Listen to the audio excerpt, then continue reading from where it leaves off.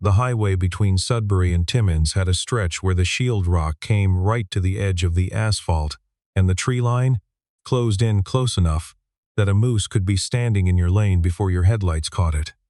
Nadia Voss had driven it 100 times. She knew where the road curved and where the cell signal died and where the transport trucks ran too wide on the bends. What she did not know, on a Thursday afternoon in late October, was that the front left tie rod on her Lexus had been worked loose by hand. She felt it in the steering first, a vibration she read as road surface, then a pull she overcorrected, and then nothing she could do at all. The Lexus crossed the center line and clipped the back panel of a rusted pickup that was half on the shoulder, hazards on, its driver crouched near the passenger side rear tire, with a jack handle in his hand. The impact spun the truck forward 6 feet and knocked Nadia's airbag into her face, hard enough that she bit the inside of her cheek.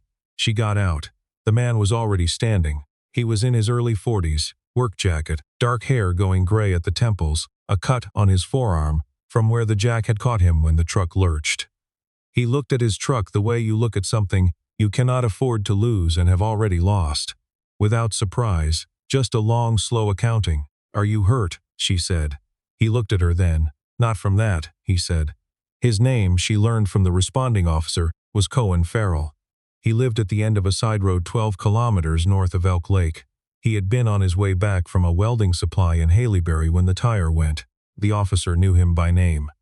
He called him Cohen and asked about the road conditions south of the junction, without preamble, the way people talk when they see each other twice a week at the gas station. He took her information efficiently and without particular interest and told her the tow truck out of New Liskeard would be 40 minutes. She asked if there was anywhere to wait out of the cold. Cohen pointed down the road without looking at her. "Diner's about 2 kilometers. I'll drive you." She almost said no. The truck had a cracked tail light and the rear bumper was bent, and she had put it there. She got in. The diner was a low building with condensation on every window and a hand-lettered sign in the door that said they were out of the soup special. A woman behind the counter, heavyset and somewhere in her 60s, poured 2 cups of coffee before they had sat down and did not ask if they wanted any. "Ruthie," Cohen said, which was either her name or a way of saying hello that meant nothing. "You're bleeding," the woman said, and went to get something from the back. Nadia wrapped both hands around the coffee cup and did not look at the blood on his jacket sleeve. On the bench seat beside him was a manila envelope with a name written in the upper right corner in blue ink. The name was hers. Her full name, the one she had not used since she left the company, Nadia Voss Kellner. She looked at it for long enough that he noticed. He moved the envelope without comment and put it under his jacket on the seat beside him. She said, "That envelope has my name on it," he said. "I know. Where did you get it?" He looked at her the way people look at a question they have been waiting for and are still not ready to answer. "From your husband," he said, "before he died." The tow truck did not come in 40 minutes. It came in nearly 2 hours. She sat across from Cohen Farrell in a diner between Sudbury and Elk Lake and learned that he had known her husband, Piers, for 11 years, that Piers had brought him the envelope 14 months ago and asked him to hold it, and that the instruction on the back of the envelope, in Piers's handwriting, read, "Give this to Nadia when she's ready to stop running from it." She did not ask what that meant. She knew exactly what that meant. Piers had died 18 months ago of a cardiac event in the lobby of the building where he worked. The coroner had found nothing to investigate. The company's legal team had handled the estate quickly and without complication, and Nadia had signed what they put in front of her because she had not been sleeping and did not trust herself to read properly, and because the managing partner, a man named Gareth Lund, had stood in her kitchen while she did it and told her that Piers would have wanted this resolved cleanly. She had believed him. She did not tell Cohen any of this in the diner. She told him only that she was in town because she was reviewing a property file for a client, that she was living in Toronto now, that she had not been back to this part of northern Ontario in almost 2 years. He listened without comment. He did not fill the silences. Most people did. He let them sit there, which she found either rude or unusually honest and could not decide which. When the tow truck finally pulled into the gravel lot, she stood and left a business card on the table. It had her mobile on it, and the name of the firm she had gone back to after Piers died, Kellner Meridian. the company that bore her married name, because she had built half of it. "When you're ready to talk about what's in that envelope," she said, "call me." He looked at the card for a moment. He did not pick it up. "Come back," he said. "I don't call people I don't know." She drove back to Timmins in the rental they sent out for her, a sedan that smelled of someone else's air freshener, and called the firm's risk counsel from the parking lot of the hotel. She asked him to have someone she trusted, not the firm's regular mechanic, look at the Lexus before it was moved from the impound yard. He said that sounded like a lot of trouble over a worn tie rod. She said she wanted it done anyway. She checked into the hotel and sat on the edge of the bed and did not turn on the television. She thought about the envelope and about the way Cohen had said before he died without softening it, without the apologetic drop in register that everyone else used, as if he had said it to himself enough times that the words had worn smooth. She drove back the next morning. The road north of Elk Lake was gravel for the last 3 kilometers, and the birches were bare and the sky was the color of old tin. The property was a long, low workshop set back from the road with a wood rack along one side and a second structure behind it that looked like it had been a garage once. Behind that, a house smaller than she expected, with a light on in one window. She knocked on the workshop door. He was already inside. The smell came first, engine oil and raw metal and something resinous she identified after a moment as cedar.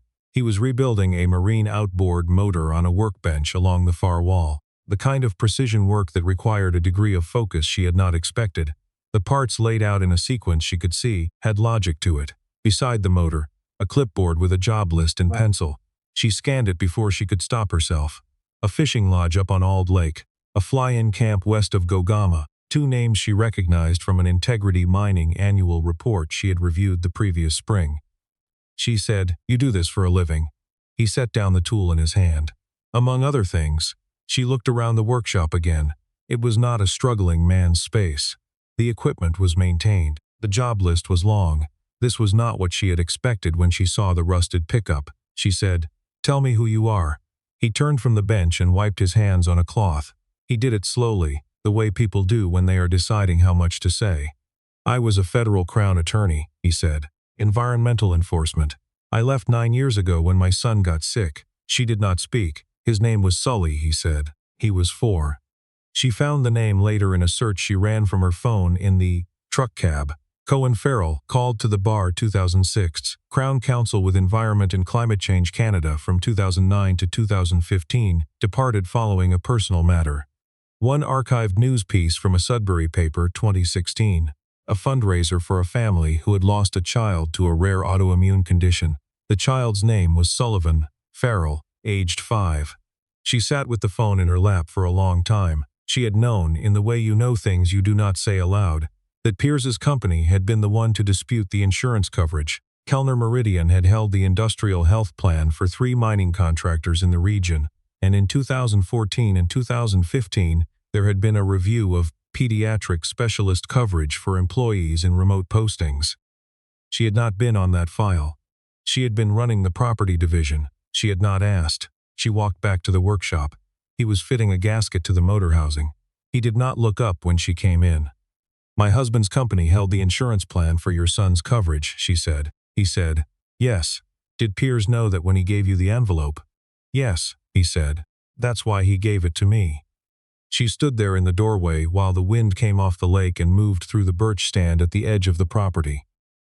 "What's in it?" she said. He set the gasket down. "Everything your husband had decided to tell the people who needed to hear it, before Gareth Lund talked him out of it." The name landed hard.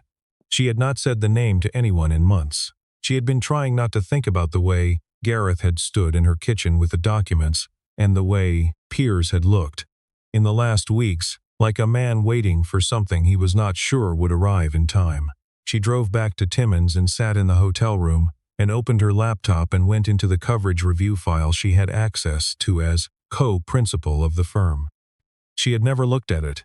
She told herself she had not known it was relevant. She was not sure she believed herself anymore. It took her 40 minutes to find the memo. It was dated March 2015, authored by Gareth, and it recommended the removal of out-of-province specialist referral coverage for dependents of remote posting employees, effective the following quarter. The stated reason was cost rationalization. Attached to it was a spreadsheet of affected policies. The third name on the list was Farrell C. She closed the laptop. She called Piers's number. She had never deleted it. It rang 4 times and went to a voicemail that had been deactivated. And she sat on the edge of the bed holding the phone and understood, for the first time, in the right order, what the last year of his life had looked like from the inside. She drove north again the next morning under a sky that had gone the color of ash and brought rain by noon.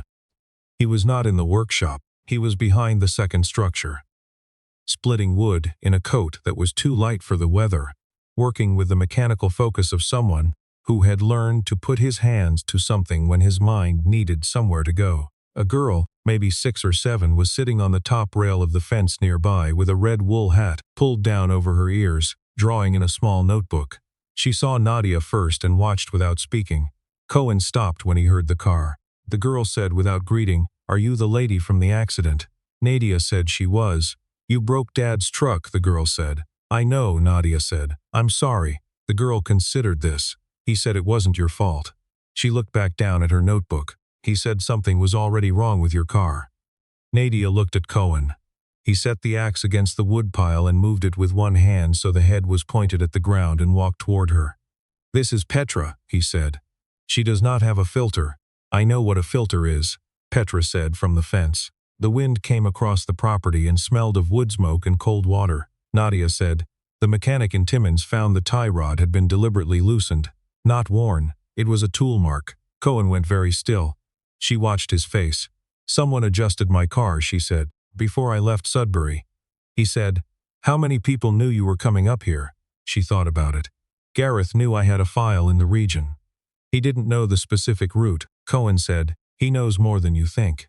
They walked to the house. Petra came along without being asked and went to the kitchen table with her notebook and continued drawing with the focused indifference of a child who has learned which adult conversations are not for her and which ones she should stay near just in case. Cohen put the kettle on. He did not offer anything. He set 2 cups down, poured when it was ready, and sat across from her. "How much do you know about the coverage review?" he said. "I found the memo last night." He nodded. "There's more in the envelope. Piers started collecting it about 8 months before he died. He was going to take it to the provincial regulator and to the Law Society. Gareth found out. That was 3 months before the cardiac event."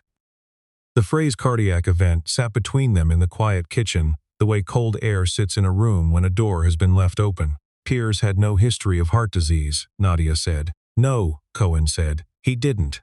Petra looked up from the table. She looked at her father, then at Nadia, with the particular awareness of a child who cannot follow the words but can read the atmosphere exactly. She got down from the chair and went to the shelf near the window and brought back a small book, worn at the corners, and climbed up beside Nadia and set it on the table between them without comment. "For you," she said, "if you need something to look at." It was a field guide to birds of the Canadian Shield filled with penciled check marks and margin notes in a child's handwriting. Nadia held it carefully. She could not remember the last time someone had given her something small and without expectation. "Thank you," she said. Petra nodded, satisfied, and went back to the other chair. That night, Nadia did not drive back to Timmins. She took Cohen's suggestion and stayed in the small room above the garage, which had a cot and a reading lamp and a window that looked out over the birch stand toward the lake. She lay on the cot with her coat over her and thought about Gareth standing in her kitchen with the documents, and about Piers's handwriting on the back of the envelope, and about the way Cohen had said he knows more than you think, with the flatness of a man who had spent 9 years making peace with what he knew and was not yet done. She called her personal counsel in Toronto at 6 in the morning. She asked them to find her independent representation, not anyone the firm had ever used, and to say nothing to anyone at Kellner Meridian until she called again. 300 kilometers south, in a condo on the 41st floor of a building in the financial district, Gareth Lund read a text from a number he did not save under any name. She had been to Elk Lake. She had met Farrell. She was asking about the Lexus. He set his phone face down and poured a second coffee and thought for a moment. Then he called a number and asked whether anyone had gone back to look at the report from the impound yard. The voice said not yet. Gareth said to make sure it didn't get filed before the weekend. Nadia was back at the workshop by 8. She told Cohen she was staying another day. He did not react. He poured coffee from a thermos already on the bench and handed her one of the cups and went back to the motor he had been working on. Petra came out of the house at 8:30 in her school things and stopped when she saw Nadia was still there, and the look on her face was one that Nadia found she did not know what to do with, because it was simply glad. She drove Petra to the school bus stop at the end of the road. Cohen was in the middle of a seized fastener that would not wait.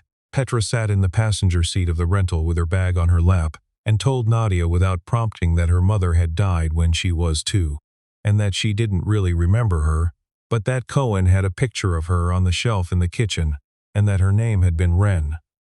Nadia said she was sorry. Petra said, "Dad says you don't have to be sorry for things that happened before you knew us." The bus came around the bend, and Petra climbed out and ran for it without looking back, which was either a sign of trust or simply the preoccupation of a child who had already moved on to the next thing. Nadia watched the bus out of sight. She drove back to the workshop. "Ren," she said from the doorway. Cohen set the tool down. "Yes, how did she die?" He was quiet for a moment. Then he said, "Complications from a pulmonary embolism. She was 31, Petra was 22 months. He picked the tool back up. She had been working as a contracts coordinator for a drilling company north of here. The benefits coverage for spouses of contractors had a gap in emergency evacuation. She was 40 minutes from the hospital in Cochrane when the symptoms started." Nadia stood very still. Was that policy also held by Kellner Meridian? The silence told her before he did. "Yes," he said. "Different plan year, different coverage clause, same result. 2 people, 2 gaps." She had not known. She was nearly certain she had not known. But nearly certain and certain were not the same thing, and she had been co-principal of that firm for 7 years, and she had not asked. She asked him to take her to see the hospital records. He had them in a filing box under the workbench, organized the way a former Crown attorney organizes things, by date, by category, with a paper index. He had kept everything: Ren's records, Sully's records, the insurance correspondence, the denial letters with their careful legal language, the name of the Kellner Meridian adjuster on each file. The adjuster's name was the same on both. The adjuster had reported directly to Gareth. Nadia photographed every document with her phone and sent them to her personal counsel in Toronto before she said another word. Then she said, "I want to see what's in the envelope."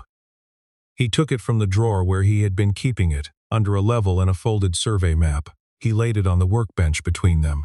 He did not slide it toward her. She looked at it. "You've had this for 14 months. He asked me to wait until you were ready," Cohen said. "He said I would know." "How would you know?" "He said you'd stop defending the firm before you'd ask to see what was in it."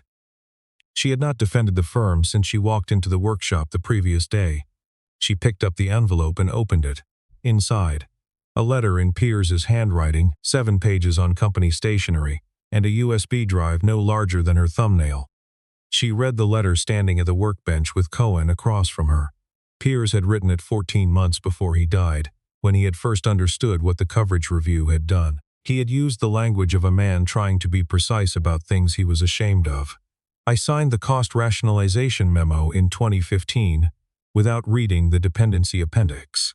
I trusted Gareth to have reviewed the exposure. I did not ask who would be affected because I did not want to know." He had found out in 2022 when a complaint filed with the provincial regulator had come back to the firm's risk desk, and Gareth had handled it without telling him. Piers had pulled the original file himself. He had spent 4 months building the documentation before Gareth had found the folder on a shared drive and confronted him.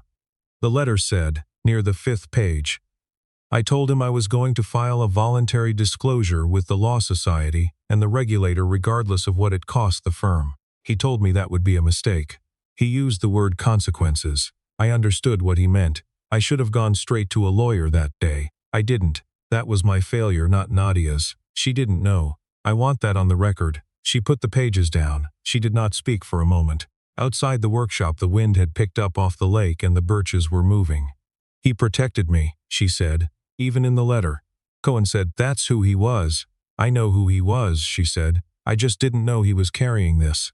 She plugged the USB into her laptop. It held a single folder, scanned internal documents, email threads, the original coverage review spreadsheet with annotations in Piers's handwriting, and one video file dated 11 months ago.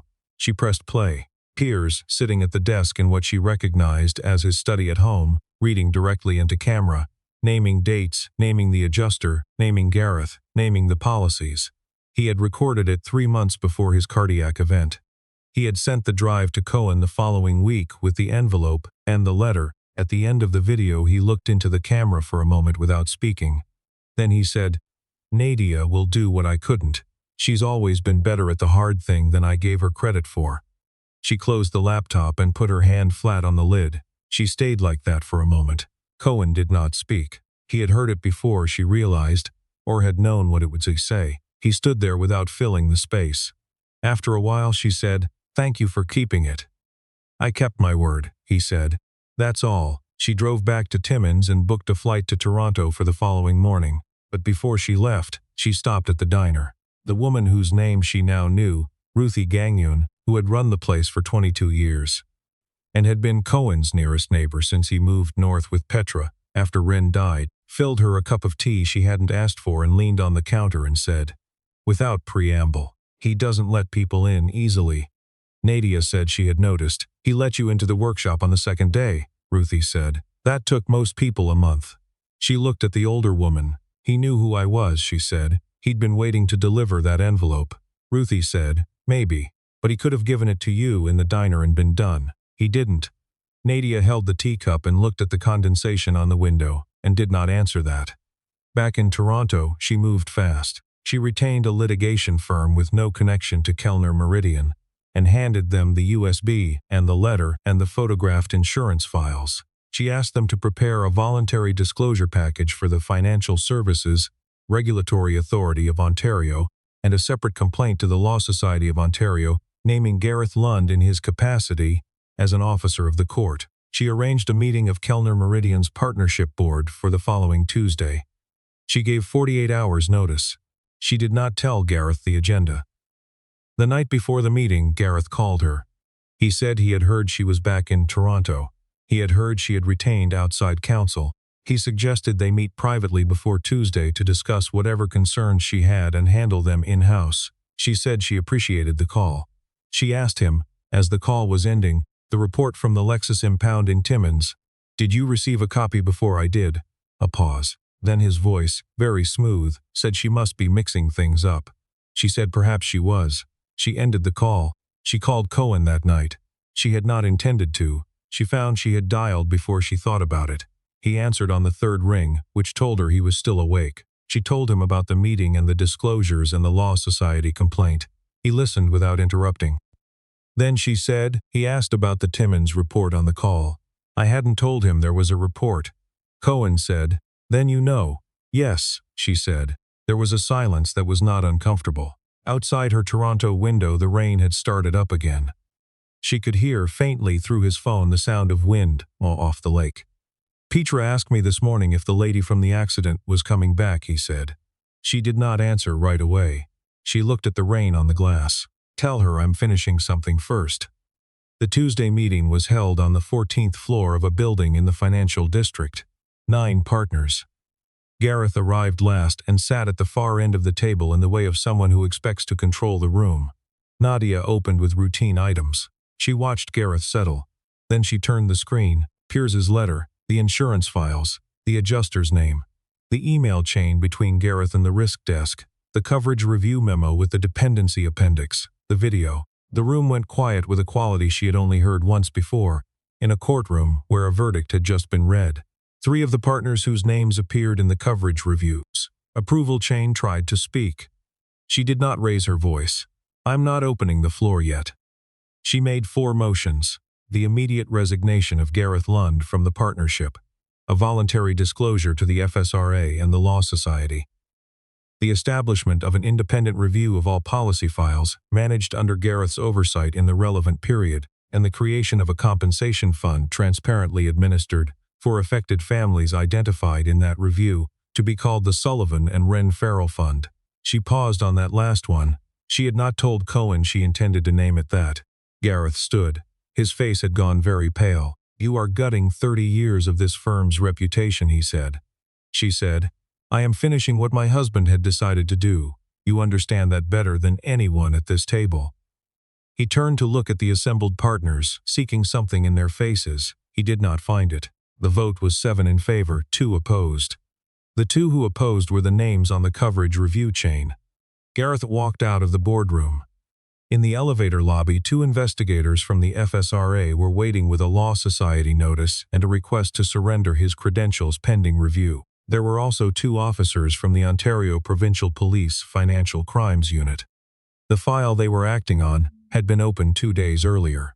It covered the Sullivan-Farrell medical file from 2015, the Wren-Farrell evacuation claim from 2016, the death of Piers Kellner in 2023, and the mechanical interference with a vehicle registered to Nadia Voss-Kellner 4 weeks prior. After the meeting, Nadia stood at the window at the end of the hall. The city was gray and enormous below her. Cohen had come down from Elk Lake the night before.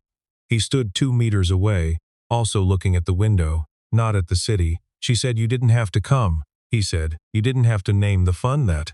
"I should have asked," she said. He was quiet for a moment. Then he said, "No, it was right." He looked at his hands, resting on the window ledge. Wren would have done exactly what Piers did. She'd have kept the documents. She'd have given them to the last person anyone would expect. Is that what she was like? "She was the most patient person I ever met," he said. "I'm not." She balanced it out. Nadia looked at him. He was looking at the city now, and she could see in the set of his face the years the city had cost him, and the ones the lake had given back, and she understood something about him that she had not found words for until now, that he was not hiding up there. He was building something different, on different ground, with what he had left. She flew back to Toronto for 3 more weeks to manage the regulatory process and the partnership fallout. She spoke personally with 7 families identified in the initial file review. She sat across from each of them in rooms that were not courtrooms and were quieter for it. And she did not bring lawyers, and she did not bring talking points.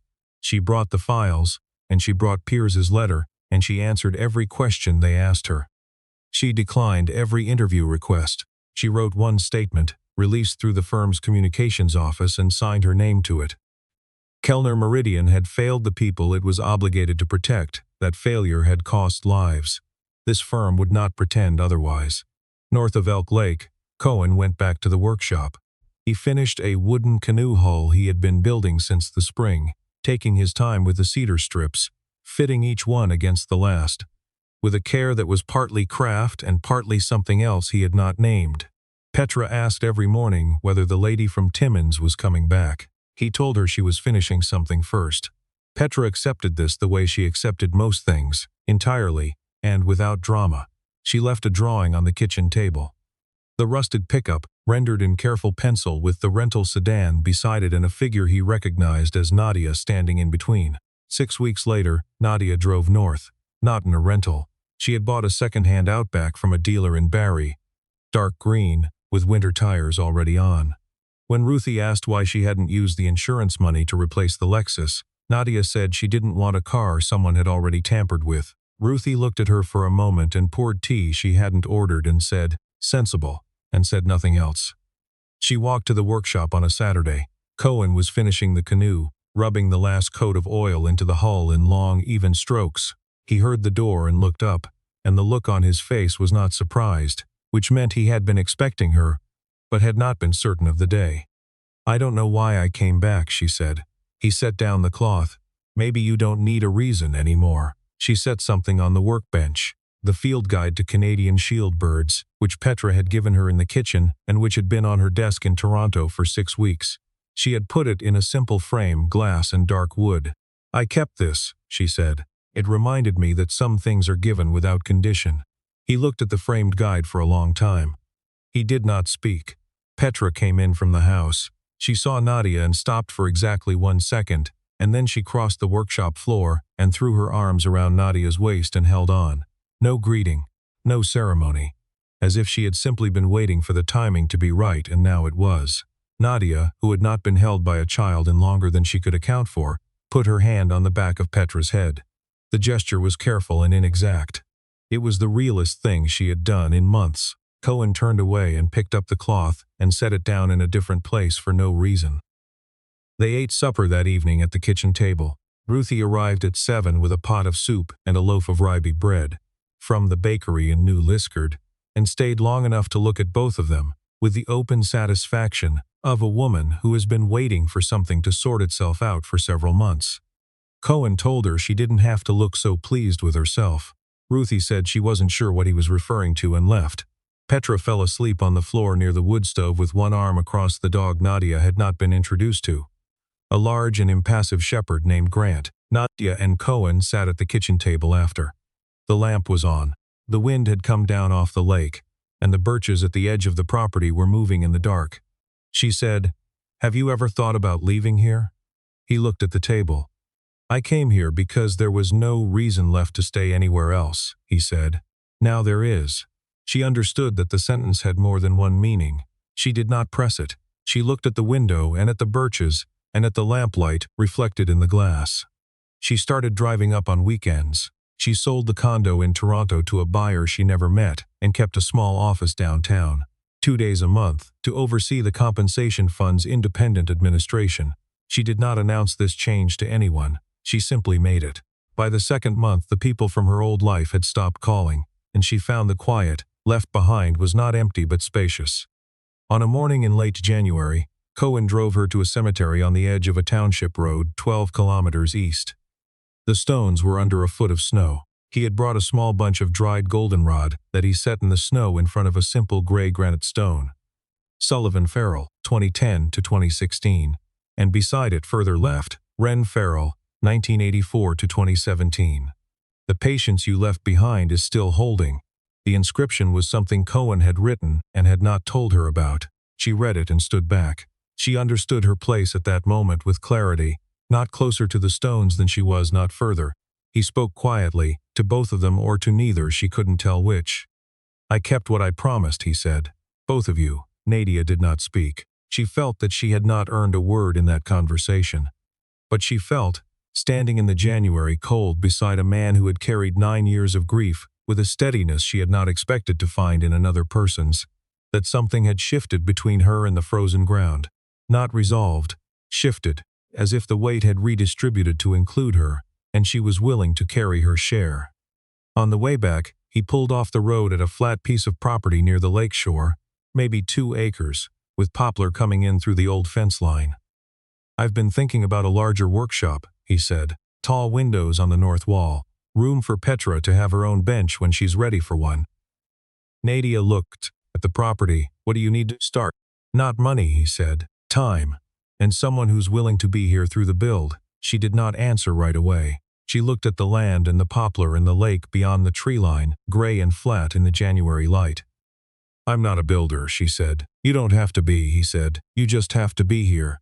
She nodded once. Small, but enough. In March, the 3 of them drove to Cochrane to pick up materials. Petra sat in the back seat with Grant and pointed out every frozen lake they crossed and named them from memory, having apparently memorized the map, and told Nadia which ones had good ice fishing and which ones didn't, and which one had the island where a moose had once lived alone for 3 winters before swimming back to the mainland.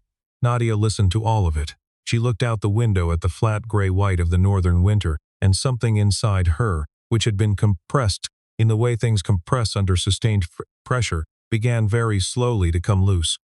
She looked sideways once. Cohen was watching the road, right hand on the wheel, left arm on the door. His face was quiet in the way she had come to understand meant he was all right. The way it looked when the things he was carrying had not gone away, but had found a place to settle. She did not reach over. She did not need to yet. She looked back out at the lake. Petra was still describing, and she thought about the field guide on the workshop shelf and the drawing on the kitchen table, and a letter written in a study by a man who had known her better than she sometimes knew herself, and she thought, "I am here. That is not nothing. That is, in fact, everything he asked." The spring came in slowly that year, the way it does in the north, not a single morning but a long negotiation between the cold and the light. The ice went out on the lake in the second week of April. The workshop framing went up on a Saturday in May, Cohen on the ridge beam, and Petra on the ground handing up hardware and Nadia holding a stud wall plumb while he fastened it from above. Because that was the job and she had learned where to stand. It was not the life she had designed at 30. It was not the firm or the condo or the career that had moved in the directions she had aimed it. It was a property on a gravel road north of Elk Lake with a dog named Grant and a child, who had decided of her own accord to call her by her first name, and a man who had held a letter for 14 months in a drawer under a level in a survey map and had waited without bitterness for the right person to arrive. She had not been running from it. She had just not known what it was until the road curved and the car went wrong, and a stranger on a highway shoulder looked at her without apology and held, in his coat pocket, everything she had not yet been ready to understand.